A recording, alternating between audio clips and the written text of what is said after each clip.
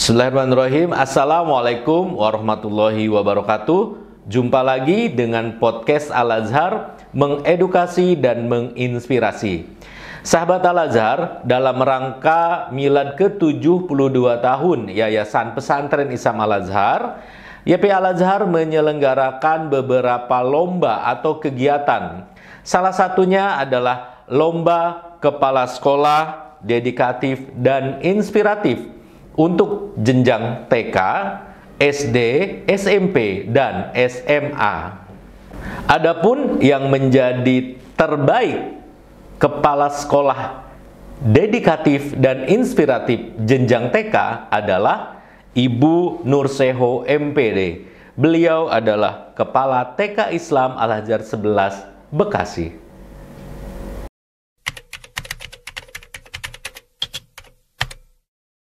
Mimpinya itu adalah saya pengen banget tuh kalau saya jadi pemimpin, pengen sekolah saya tuh seperti kota Madinah gitu ya. Dimana tuh pada saat saya ke sana, itu pada saat azan berkumandang, itu semuanya terhenti, semua aktivitas terhenti gitu ya. Semua fokus sama Allah gitu ya. Jadi memang semua kembali kepada Allah gitu ya. Kemajuan sekolah, apa yang kita pimpin atau apa, semuanya akan kembali kepada Allah. Nah, dari situlah saya berpikir gimana nih cara menciptakan sekolah saya seperti ini gitu. Makanya waktu kemarin saya buat beberapa program. Jadi program untuk SDM-nya juga, untuk muridnya juga. Kurang lebihnya sih seperti itu gitu ya.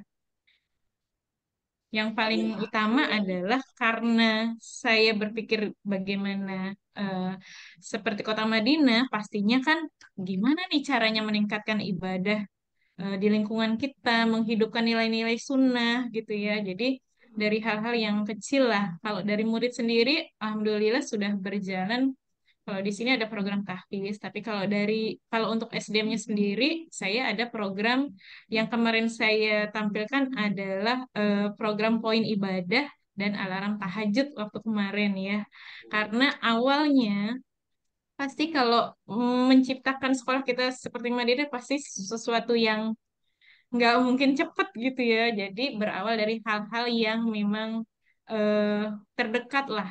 Pastinya butuh proses gitu. Makanya sedikit kemarin program pantauan ibadah itu di mana saya punya target ibadah sunnah yang eh, akan dijalankan itu saya konversi dengan nilai poin. Nah, poinnya itu nantinya akan dikonversi dalam bentuk tabungan gitu untuk khususnya untuk guru dan karyawan supaya semangat ya.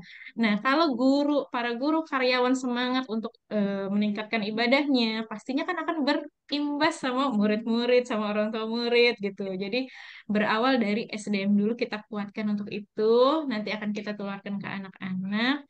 Jadi kurang lebihnya seperti itu. Dan yang menjadi landasan utamanya adalah saya ingat hadis di mana kalau seorang pemimpin itu kan pasti akan dimintai pertanggungjawabannya terhadap apa yang dipimpinnya gitu. Jadi saya mengajak teman-teman pastinya saya sendiri sebagai pemimpin harus menjadi contoh dulu nih. Jangan sampai saya nyuruh tapi saya nggak ngerjain gitu. Jadi berawal ngajak bareng-bareng untuk berusaha lebih baik karena saya yakin kalau semuanya baik gitu ya, berawal dari ibadah gitu, kita dekatkan diri kepada Allah karena semuanya yang memberikan keberkahan, kebaikan, kelancaran itu kan Allah SWT.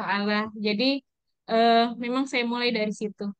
Seperti itu kurang lebihnya.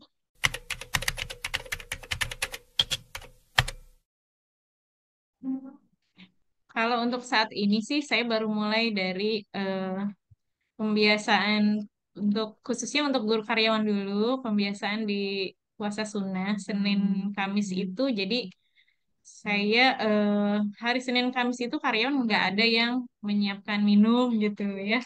Terus terus eh, akan mendapatkan uang takjil gitu, pengganti takjil. Walaupun nanti yang mau ambil silahkan, kalau yang enggak ya buat tabungan gitu. Jadi berawal dari pembiasaan itu, terus saya himbau teman-teman kalau azan itu alarm kita ya gitu. Jadi kalau bisa dibiasakan berusaha yuk gitu untuk sholat berjamaah bareng-bareng gitu diusahakan. Jadi untuk awal-awal baru seperti itu tahapannya.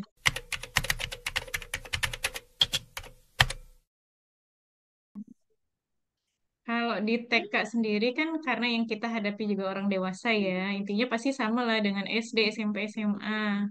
Kalau sejauh ini sih saya lebih tidak banyak bicara, tapi lebih ke contoh lah dari eh, saya sendiri sebagai pemimpin. Intinya seperti itu. Seperti yang tadi saya bilang, apa yang kita ucapkan jangan sampai hanya diucapkan saja, tapi kita pun melakukan. Kalau kita menyuruh, jangan sampai cuma menyuruh, tapi kita pun jadi contoh dulu untuk itu. Jadi lebih ke tidak usah banyak bicara, tapi kita sebagai pemimpin harus yang pertama jadi contoh buat mereka. Jadi tidak perlu berbicara, mereka pun akan lihat sendiri, oh pemimpin kita ternyata udah begini gitu ya.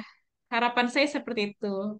Intinya niat kita ikhlas, memang karena Allah Ta'ala mengajak mereka sama-sama lebih baik. Bukan berarti seorang pemimpin itu sudah baik, tapi saya lebih ke diri saya sendiri belum baik, tapi saya mengajak teman-teman, ayo sama-sama lebih baik, bareng-bareng, sama-sama gitu. Intinya, kalau menambah semangat pun, untuk menambah semangat mereka ya dari kita sendiri tidak hanya niat, ikhlas, tapi memang harus ada yang dikorbankan. Mungkin dari beberapa rezeki kita atau apa gitu yang memang kita ikhlasan untuk berbagi buat mereka supaya mereka tambah semangat.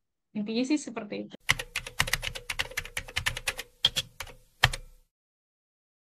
Kalau untuk TK sendiri, eh, yang harus kita pahami itu, kalau anak datang ke TK itu kan sekolah pertama mereka ya.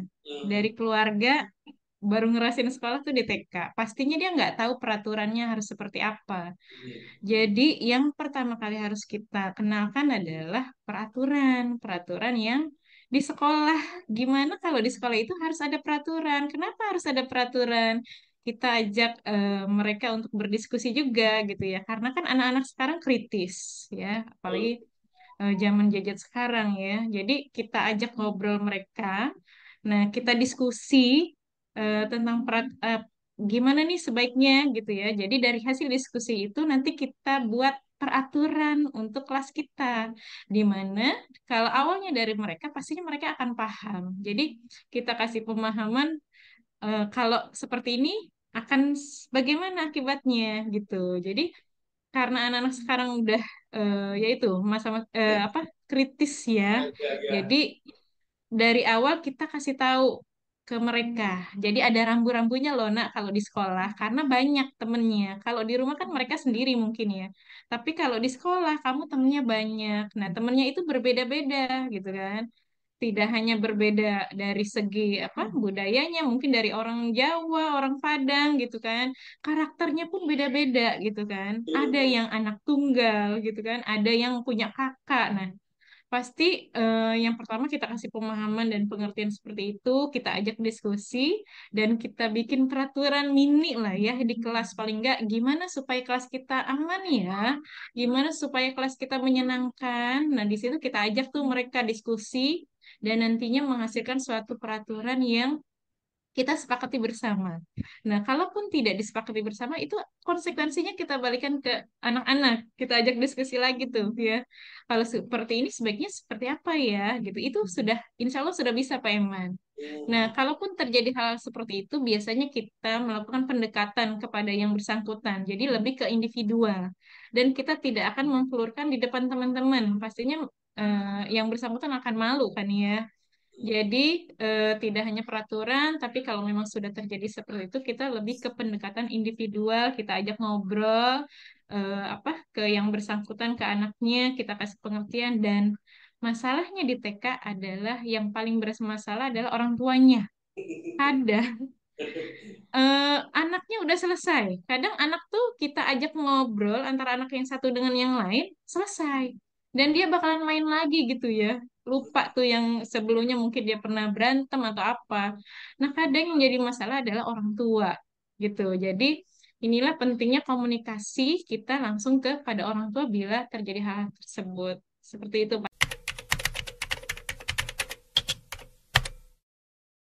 Kalau ada hal yang seperti itu, memang banyak terjadi di TK ya. Kalau pengalaman kami yang di TK itu, kalau ada anak yang seperti itu, biasanya anak akan respon sendiri awalnya. Pasti banyak protes ya, anak-anak yang lain, apalagi yang merasa terganggu gitu kan.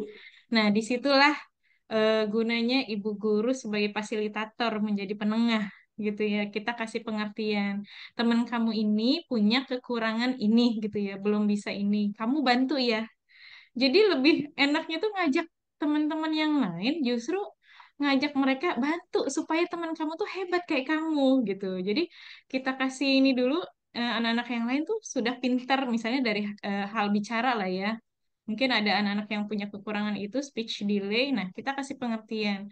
Teman kamu yang ini misalnya masih punya kekurangan bicaranya belum lancar. Kamu bantu ya gitu. Minta tolong teman yang lain bantu untuk dia misalnya kalau tidak paham, kamu kasih tahu gitu. Biasanya sih kita balik lagi melibatkan anak, Pak Eman, ya. Sejauh ini sih mereka aware ya, lama-lama. Walaupun perlu adaptasi, awal-awal mereka mungkin belum paham, tapi kenyataannya sesudah beberapa periode lah ya, beberapa bulan, mereka akan paham sendiri dan bisa diajak kerjasama justru untuk bisa membantu temennya yang memang ada kekurangan, maupun itu yang aktif atau yang kekurangan dari segi fisik atau kekurangan yang lainnya. Ada beberapa anak yang memang punya kelebihan, mungkin dia pintar bicara, aktif, itu bisa diajak jadi leader, diajak jadi apa ya, asisten bu guru lah.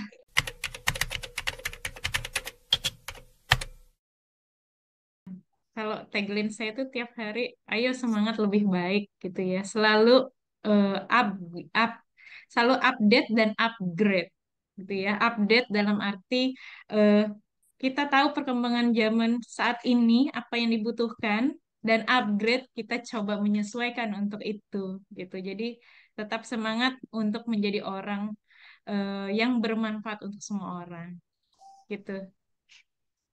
Untuk anak-anak kita, Bu, Ya, untuk anak-anak kita pesan anak-anak TK khususnya kepada orang tua murid kali ya, kalau untuk TK lebih pesannya agar anak-anak kita siap menghadapi era emas 2045. iya, kalau untuk anak-anak pastinya anak-anak TK itu apa lebih mendengar apa yang dibilang bu gurunya. Berarti bu gurunya yang harus Iya betul berusaha untuk betul. lebih baik. Iya, berarti bu gurunya nih yang memang harus update dan upgrade gitu ya. Karena anak TK itu apa yang dibilang ibu gurunya itu pasti akan nyampe ke orang tuanya. Jadi eh, lebih mendengar ibu gurunya. Jadi kita kuatkan ibu gurunya dengan berusaha semangat untuk selalu lebih baik, yaitu tadi update dan upgrade, dan dilandaskan tentunya dengan pengimplementasian adab, karakter dan sebagainya. Sahabat Al-Azhar, itulah bincang-bincang kita bersama Ibu Nurseho yang biasa dipanggil Ibu Nunu, dan beliau adalah terbaik kepala sekolah dedikatif inspiratif jenjang TK dan pastinya bisa menjadi motivasi untuk kita semua. Sampai bertemu di podcast berikutnya. Wassalamualaikum warahmatullahi wabarakatuh.